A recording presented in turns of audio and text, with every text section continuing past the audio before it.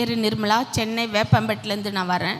போன வருஷம் ஜூன் மாதம் 1 நான் ஜெபம் பண்ணிட்டு போனேன் மகன் திருமணத்துக்காக. அப்படியே ஒரு வருஷமாக அன்பரின் பாதத்தில் நான் ஜெபம் பண்ணிக்கிட்டே இருக்கும்பொழுது ஏசப்பா எனக்கு போன மாதம் ஏப்ரல் 25 ஆண்டவர் மகனுக்கு நிச்சயதார்த்தத்தை ஏற்படுத்தி கொடுத்துருக்கிறாரு. அதே போல் செப்டம்பர் 4 திருமணத்தை ஆயத்த பண்ணி கொடுத்துருக்கிறாரு.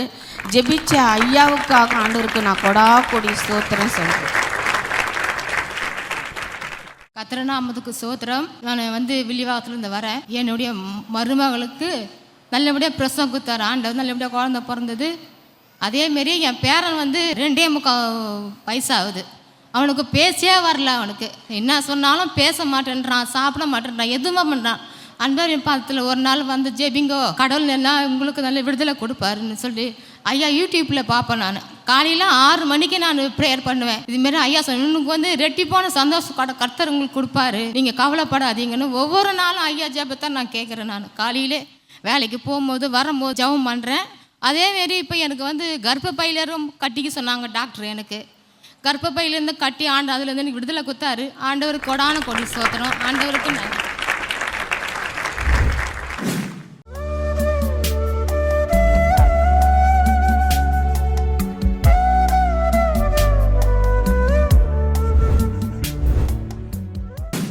கிறிஸ்துவுக்குள் மிகவும் பிரியமான எனதருமை சகோதர சகோதரிகளே, நம்மை சிருஷ்டித்தவரும் நம்மை உண்டாக்கினவரும் நம்மை ஒருபோதும் மறந்து போகாதவருமாகிய இயேசு கிறிஸ்து இணையற்ற நாமத்தினாலே உங்கள் எல்லாரையும் வாழ்த்தி ஆசீர்வதிக்கிறேன். அல்லேலூயா. எல்லாரும் சந்தோஷமாக இருக்கிறீங்களா? இந்த நாளிலே ஆண்டவருடைய பாதப்படியிலே அமர்ந்து, ஆண்டவரே என் பிள்ளைகளுக்கு என்ன மங்கள வார்த்தை சொல்ல போகிறேன். தேவ சமூகத்திலே ஜபத்திலே தரித்திருந்த பொழுது கர்த்தருடைய ஆவியானவர் கொடுத்த விசேஷித்த மங்கள வார்த்தை யாக்கோபின் புஸ்தகம் 5ஆம் அதிகாரம் 7வது வசனம் இப்படியாய் சொல்லுகிறது. வாசிப்போம். இப்படி இருக்க சகோதரரே, கர்த்தர் வருமளவும் நீடிய பொறுமையாயிருங்கள். இதோ பயிரிடுகிறவன் பூமியின் நற்பலனை அடைய வேண்டும் என்று முன்மாறியும் பின்மாறியும் வருமளவும் நீடிய பொறுமையோடே காத்திருக்கிறான். இந்த நாள் செய்தியின் தலைப்பு பொறுமையாய் காத்திருத்தலின் ஆசீர்வாதங்கள். கிறிஸ்துவுக்குள் அன்பான தேவனுடைய பிள்ளைகளே, இந்த வசனம் சொல்லுகிறது, சகோதரரே, கர்த்தர் வருமளவும் நீடிய பொறுமையாயிருங்கள். இதோ பயிரிடுகிறவன் பூமியின் நற்பலனை அடைய வேண்டுமென்று முன்மாறியும் பின்மாறியும் வருமளவும் நீடிய பொறுமையோடு காத்திருங்கள் என்று சொல்லப்பட்டிருக்கிறது. அப்படி காத்திருக்கும் பொழுது பயிரிடுகிறவன் பூமியின் நற்பலனை அடைய வேண்டுமென்று முன்மாறியும் பின்மாறியும் வருமளவும் நீடிய பொறுமையோடு காத்திருக்கிறான். ஆவியின் கனிகளில் ஒன்று நீடிய பொறுமையோடு காத்திருக்கிற பிள்ளைகளாய் தேவனுடைய பிள்ளைகள் இருக்க வேண்டும். இயேசு கிறிஸ்துவை போல பொறுமைசாலியை இந்த பூமியில் யாரும் பார்க்க முடியாது. எல்லாவற்றையும் பொறுமையோடு காத்திருந்து அவர் செய்தார். அவர் 30 வயது வரைக்கும் நீடிய பொறுமையோடு தன்னுடைய தாய் தகப்பனுக்கு கீழ்ப்படிந்து ஒரு அருமையான பிள்ளையாக பெற்றோருக்கு அடக்கமாக இருந்தார். நீடிய பொறுமையாயிருந்து 30வது வயதிலே அவர் தன்னுடைய ஊழியத்திற்காக புறப்பட்டு வருகிறார். 3.5 வருஷம் அவர்கள் செய்த ஊழியத்தை இன்னைக்கு 300 வருஷத்தில் கூட ஒருவனால் செய்ய முடியாது. அவ்வளவு சிறப்பாக அவர் காத்திருந்து பொறுமையாய் ஊழியத்திற்கு வந்து 3.5 வருஷங்கள் ஜனங்களுக்கு நன்மை செய்கிறவராய் சுற்றி திரிந்து ஜனங்களுக்காக தன் ஜீவனை விட்டு அவர் பரலோகத்திற்கு எழுந்தருளி போனார். அதே போல முதல் அற்புதத்தை செய்யும் பொழுது கூட அவர் பொறுமையோடு காத்திருந்ததை நீங்கள் பார்க்கலாம். அப்படியே தாய் மரியாள் சொல்லுகிறார்கள், மகனே, இங்கே திராட்சை ரசம் தீர்ந்து விட்டது, நீ ஏதாவது பண்ணக்கூடாதா? ஏன்னா அவங்களுக்கு தெரியும் தன்னுடைய மகன் உலக இரட்சகர், அவர் நினைச்சா என்ன வேணாலும் ஒரு செகண்டில் செய்ய முடியும் என்று அந்த விசுவாச தாய்க்கு தெரியும். ஏதாவது செய்யக்கூடாதா? அப்பொழுது அவர் சொன்னார், என் வேலை இன்னும் வரவில்லை என்று சொல்லி பொறுமையாய் காத்திருந்தார். அதன் பிறகு யாருமே அவருக்கு அதை ஞாபகப்படுத்தலை. அந்த நீடிய பொறுமையாய் இருந்த அவர் அந்த ஏற்ற வேளை வந்தவுடனே அவராக இறங்கி நின்று அங்கே ஒரு அற்புதத்தை செய்கிறார். காலியாக இருக்கிற ஜாடிகளை எல்லாம் தண்ணீரால் நிரப்புங்கன்னு சொல்கிறாரு. இதை மொண்டு கொண்டு போய் பந்தி விசாரிப்புக்காரிடத்தில் கொடுங்கன்னு சொல்கிறாரு. அது திராட்சை ரசமாய் மாறினது. ஸோ ஒவ்வொரு காரியத்திலும் அவர் நீடிய பொறுமையாக இருந்து தான் ஒவ்வொரு காரியங்களை செய்திருக்கிறார். ஒவ்வொரு காரியத்திற்காக ஏற்ற நேரத்திற்காக அவர் காத்திருந்த அனுபவத்தை நாம் வேதத்திலே வாசித்திருக்கிறோம். இந்த பொறுமையாய் காத்திருக்கிற அனுபவம் ஆண்டவருடைய பிள்ளைகளுக்கு ஒரு உன்னத அனுபவமாய் இருக்க வேண்டும். அந்த காத்திருக்கிற அனுபவத்தை தான் கர்த்தர் நமக்கு கொடுத்து, காத்திருக்கிற பிள்ளைகளுக்கு என்னென்ன நன்மைகள் கிடைக்கும், என்னென்ன ஆசீர்வாதங்கள் கிடைக்கும் என்பதை குறித்தும் ஆண்டவர் இன்றைக்கு நம்மோடு கூட பேச விரும்புகிறார். இன்னைக்கு ஆண்டவர் உங்களுக்கு கொடுக்கிற விசேஷித்த வார்த்தை என்னன்னா, ஒரு பயிரிடுகிறவன் பூமியின் நற்பலனை அடைய வேண்டுமென்று முன்மாரிக்காக பின்மாரிக்காக காத்திருக்கிறானா. அப்படின்னா இன்னைக்கு விளைய வச்சுட்டு நாளைக்கு காலையில் போய் அறுவடை பண்ணணுன்னு சொன்னாச்சுன்னா அவனை மாதிரி முட்டாள் யாருமே இருக்க முடியாது. அவன் கொண்டு போய் நன்றாக அந்த நிலத்தை உழ வேண்டும். அதன் பிறகு நம்பிக்கையோடு கொண்டு போய் விதைகளை விதைக்க வேண்டும். அதன் பிறகு பரலோகத்தின் தேவனை நோக்கி முன்மாறி மழை பின்மாறி மழை ஊற்றப்பட்டால்தான் இந்த விதைகள் முளைத்து கனி கொடுக்கும். அதன் பிறகுதான் அதிலிருந்து பெரிய அறுவடை எனக்கு வரும் என்று சொல்லி ஒரு உழவன், ஒரு விதைக்கிறவன் எப்பொழுதும் பரலோகத்தை நோக்கி கொண்டிருக்கிறவனாய் இருப்பான். உழவர்கள் எப்பொழுதுமே பரலோகத்தையே நோக்கி கொண்டிருப்பார்கள். ஏன்னா அவரா பார்த்து முன்மாறி பின்மாறி மழையை பொழிந்தால் மாத்திரம்தான் இவன் விதைத்த விதை 30, 60, 100 பலன் கொடுக்கும். அதே போல் ஆண்டவருடைய பிள்ளைகளை பார்த்து ஆண்டவர் சொல்லுகிறார், நீ ஆவிக்குரிய கனியை கொடுக்க வேண்டுமானாலும் உலக கனிகளை கொடுக்க வேண்டுமானாலும் அந்த முன்மாறி பின்மாறி மழைக்காக அபிஷேகத்திற்காக தேவனுடைய பிள்ளைகள் காத்து கொள்ள வேண்டும். நம்முடைய வாழ்க்கையில் இந்த அபிஷேகம், பரிசுத்த ஆவியானவருடைய நிறைவு ஒரு முக்கியமான பங்கு வகிக்கிறதை நீங்கள் பார்க்க முடியும். அந்த பரிசுத்த ஆவியானவர் உங்களிடத்தில் வரும் பொழுது நீங்கள் பலன் அடைவீர்கள். பரிசுத்த ஆவியானவர் உங்களிடத்தில் வரும் பொழுது அவர் சகல சத்தியத்துக்குள்ளே உங்களை நடத்துவார். முன்மாறி பின்மாறி மழை உங்கள் மேலே ஊற்றப்படும் பொழுதுதான் ஆண்டவருடைய பிள்ளைகளுக்குள்ளால் அந்த விசுவாசம் உறுதிப்படுகிறதை நாம் பார்க்க முடிகிறது. என் அன்பு தேவனுடைய பிள்ளைகளே, உங்கள் சந்ததியின் மேல் என் ஆசீர்வாதத்தையும் உன் சந்தானத்தின் மேலே என்னுடைய பரிசுத்த ஆவியையும் ஊற்றுவேன் என்று சொன்ன ஆண்டவர் இப்பொழுது கடைசி காலகட்டங்களிலே நாம் ஓடிக்கொண்டிருக்கிறோம். ஒரு நெருக்கடியான காலகட்டத்திலே ஓடிக்கொண்டிருக்கிறோம். அழிவு எந்த நேரத்தில் எந்த ரூபத்தில் எப்படி வரும் என்று தெரியாத ஒரு சூழ்நிலையில் ஓடிக்கொண்டிருக்கிற நேரத்திலே உங்களுக்கு ஆண்டவருடைய வல்லமையின் அபிஷேகம் தேவை, வல்லமையின் வரங்கள் தேவை. ஆண்டவருடைய சமூகத்தில் நீங்கள் காத்திருந்து வெளிப்பாடுகளை பெற்றுக்கொண்டு நீங்கள் ஒவ்வொரு காரியங்களை செய்வது வருகிற நாட்களிலே உங்களுடைய குடும்பம் பாதுகாக்கப்படுவதற்கு ஏதுவாயிருக்கும். நீங்கள் தேவ சமூகத்திலே காத்திருந்து வெளிப்பாடுகளை நீங்கள் கேட்க வேண்டும். ஆண்டவர் உங்களுக்கு வெளிப்பாடுகளை கொடுப்பார். யோசேப்புக்கு வெளிப்பாடு அவன் ஒரு வாலிப மகனாய் இருக்கும் பொழுது கொடுக்கவில்லையா?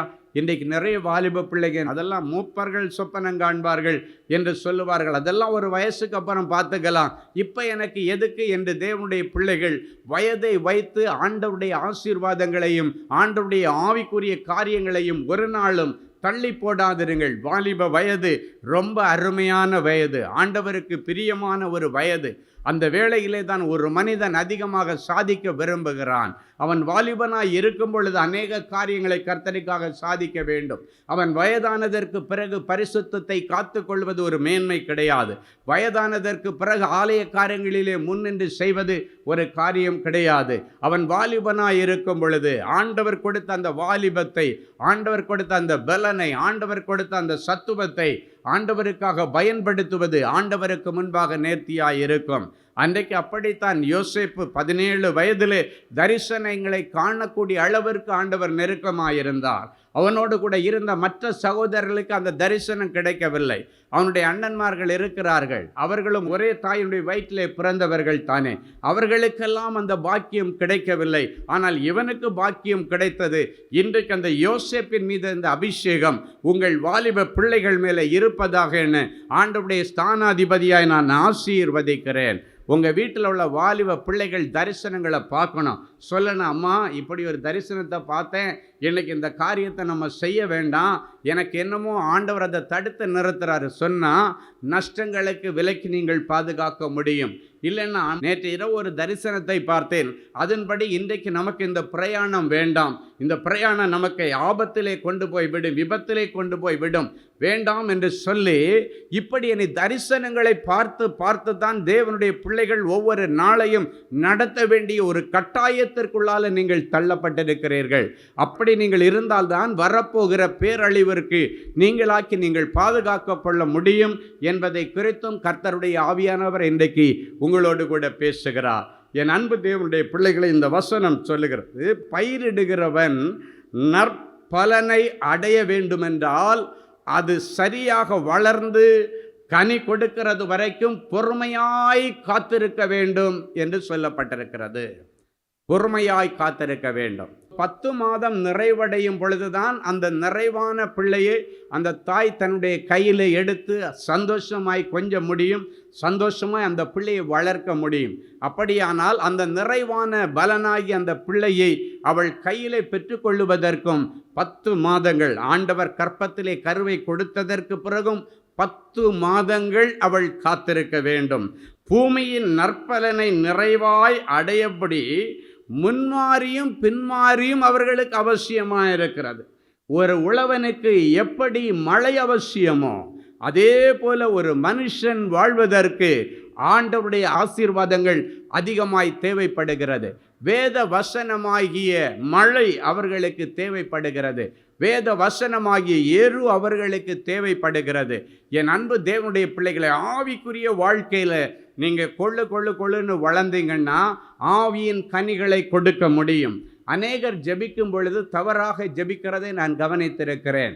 ஆண்டவரே, ஆவியின் கனிகளை எனக்கு தாரும், ஆவியின் கனிகளை எனக்கு தாரும் என்று சொல்லி ஜெபிக்கிறது ஒரு தவறான ஜெபம். ஆவியின் வரங்களை தாரும் என்று கேட்பது சரியான ஜெபம். ஆவியின் வரங்களை ஆண்டவர் கொடுப்பார்.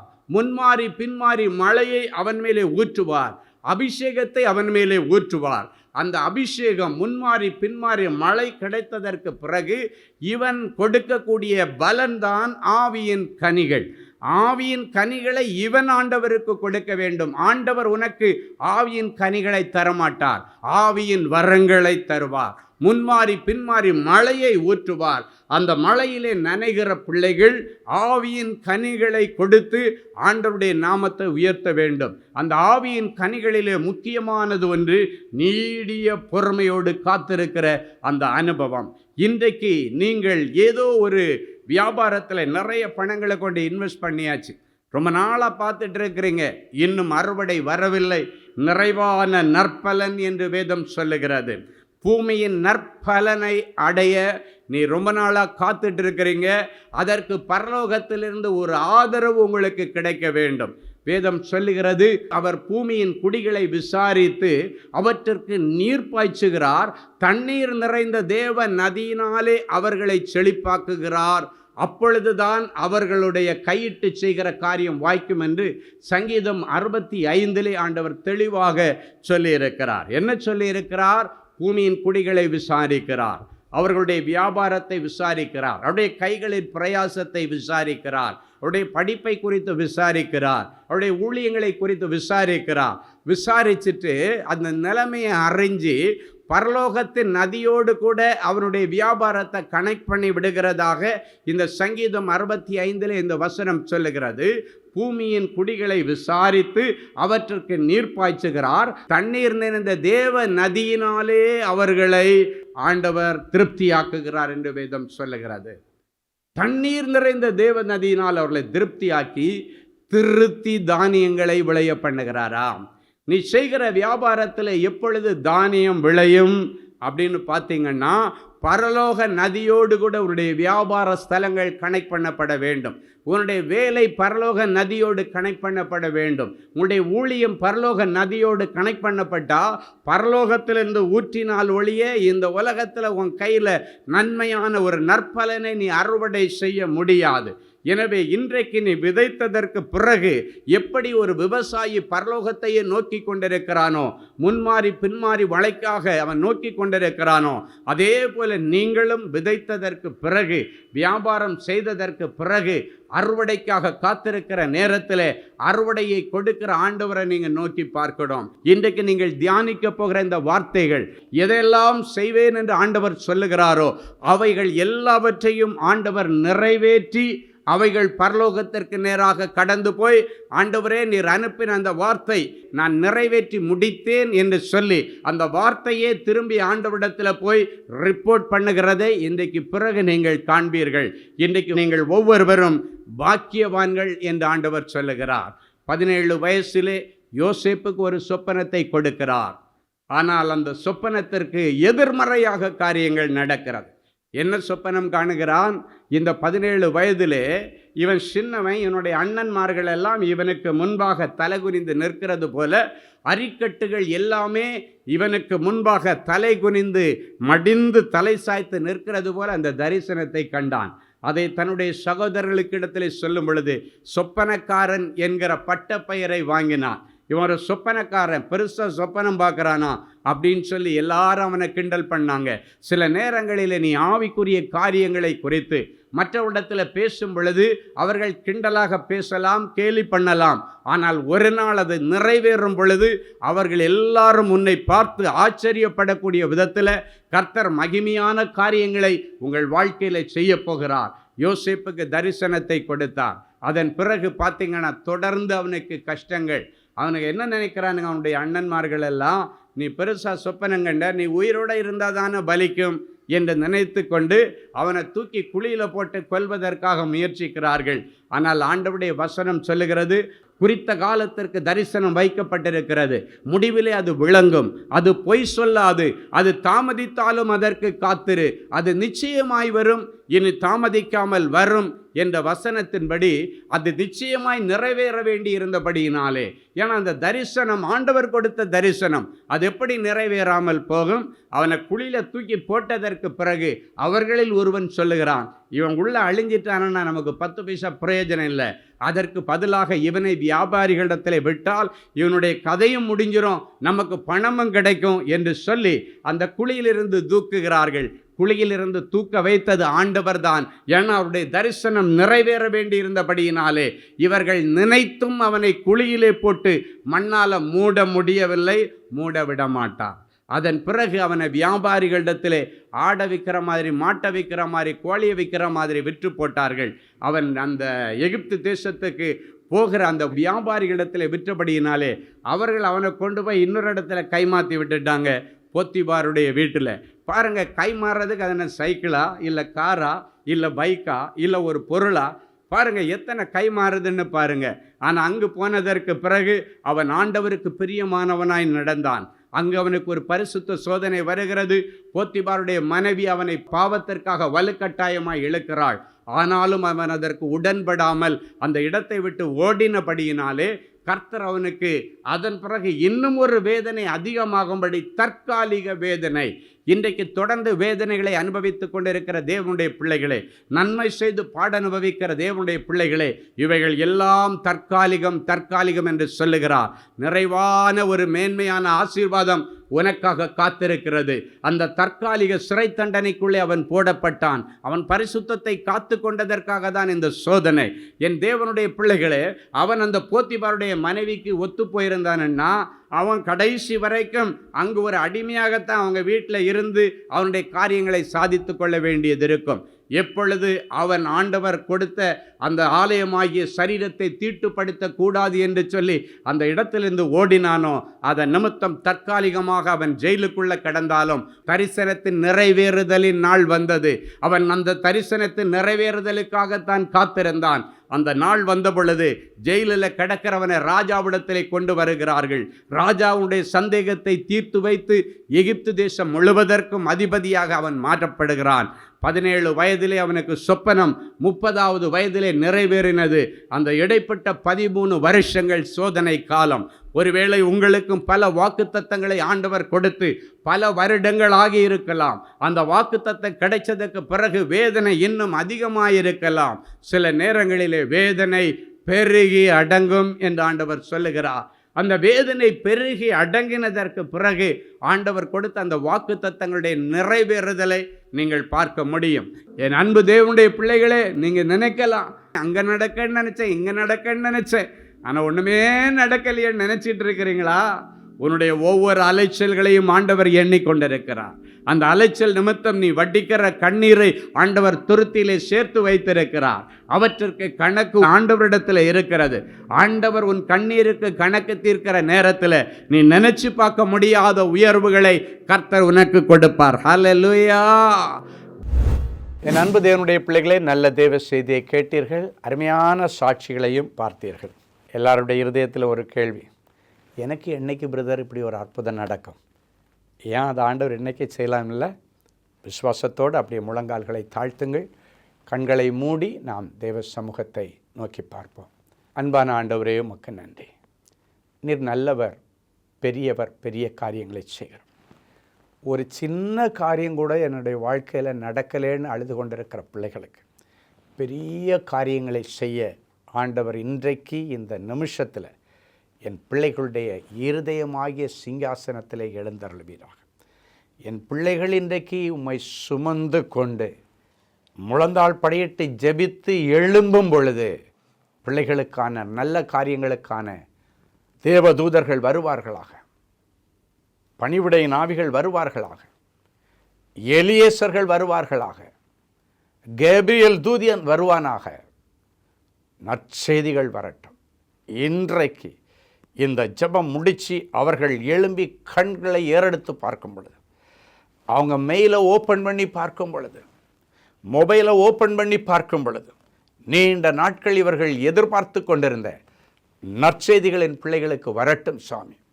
நீங்கள் எதிர்பார்த்து கொண்டிருக்கிற நல்ல காரியங்களை உங்களுக்கு கொடுக்க உங்கள் மேல் நினைவாய் வந்திருக்கிறேன். அவைகள் தீமைக்கு ஏதுவாய் அல்ல, நன்மைக்கு ஏதுவாகவே நடக்கும். நன்மைக்கு ஏதுவான நற்செய்திகளும் வரும் என்று கர்த்தர் சொல்லி பிள்ளைகளை ஆசீர்வதிக்கிறதற்கு ஆய்ஸ்தோத்திரம். எனக்கு எப்பொழுது மாறுதல் உண்டாகும் என்று யோபு காத்து கொண்டிருந்தது போல உபத்திரவத்தின் முடிவு நாளுக்காக காத்து கொண்டிருக்கிற என் பிள்ளைகளுக்கு இனியும் கால தாமதம் இல்லாமல் என் பிள்ளைகளுடைய உபத்திரவங்களுக்கு முடிவை கொண்டு வாரும்.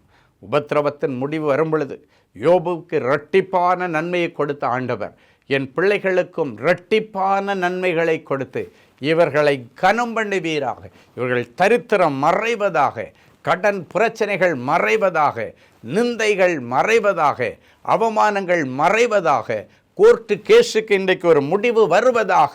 நீண்ட நாட்களாய் இருதயத்தில் ஏங்கி கொண்டிருக்கிற என் பிள்ளைகளுடைய உணர்வுகளையும் அவருடைய மன விருப்பங்களையும் நீர் அறிந்திருக்கிறீர். வேதம் சொல்லுகிற இந்த வார்த்தையின்படி பிள்ளைகளை ஆசீர்வதிக்கிறேன். கர்த்தருக்குள் மன மகிழ்ச்சி ஆயிரு, அவரின் இருதயத்தின் வேண்டுதல்களை எல்லாம் உனக்கு அருள் செய்வார் என்ற வார்த்தையின்படி இருதயத்தின் வேண்டுதல்களை எல்லாம் என் பிள்ளைகளுக்கு நிறைவேற்றித்தார். நிறைஞ்ச மனசில் பிள்ளைகளை ஆசீர்வதிக்கிறேன் இயேசுவின் மூலம் பிதாவே, ஆமேன், ஆமேன். அன்பு தேவனுடைய பிள்ளைகளே, இந்நிகழ்ச்சியின் மூலம் நீங்கள் பெற்றுக்கொண்ட ஆசீர்வாதங்களையும் உங்கள் ஜெப விண்ணப்பங்களையும் அனுப்ப வேண்டிய முகவரி தேவனின் அன்பு ஊழியங்கள், எண் 340B பார் 1A 3B1 Vinayak avenue, OMR road, Okkiyam, Thoraipakkam, Chennai 600097. மின்னஞ்சல் prayer@godsloveministries.co.in.